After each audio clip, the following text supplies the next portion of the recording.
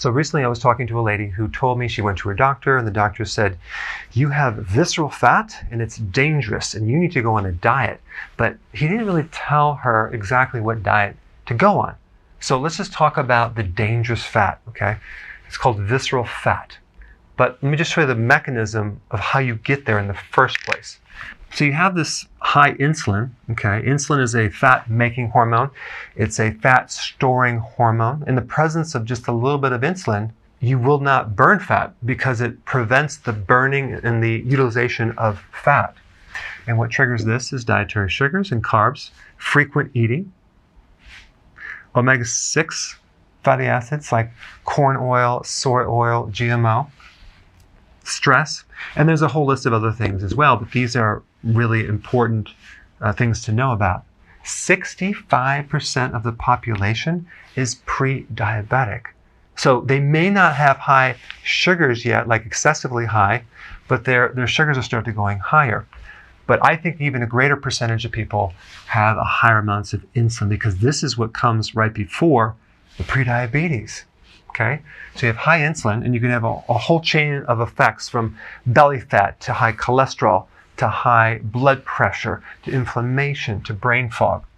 So your body then has to protect itself from the damaging effects of high insulin and high sugar. So it starts to develop a condition called insulin resistance. This is basically a protective mechanism to block the absorption of insulin. Okay, to kind of limit the amount of sugar and insulin going in the cells because it's harmful. So if a person continues to consume too many carbs too frequently, you're going to overload the blood and it has to go somewhere. So that sugar is then converted to visceral fat. So this is fat around the organs, inside the abdomen, because it has no place to go. So it's kind of a spillover fat. The liver is already fatty, so it has to spill off into the abdominal cavity. So you have all this visceral fat. So this is really a storage facility of the excess energy that's coming in the body right here that your body can't do anything with. So it dumps it into some storage, around the organs. So it's trying to protect you. And it is true that visceral fat then gives off certain things that create more inflammation.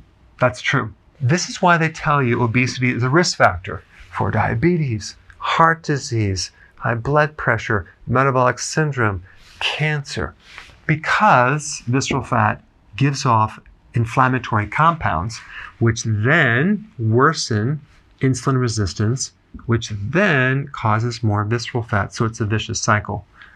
So this whole emphasis is on obesity and the dangerous fat, getting rid of it. But what about this thing right here? Very little attention on this. It's all about go on a diet, do more exercise, eat less calories, etc., etc. So I just wanted to show you very simply what's really happening, what the body's trying to do. So the question is fat really dangerous? Well, not nearly as dangerous as this right here. Thanks for watching. Hey, if you're liking this content, please subscribe now, and I will actually keep you updated on future videos.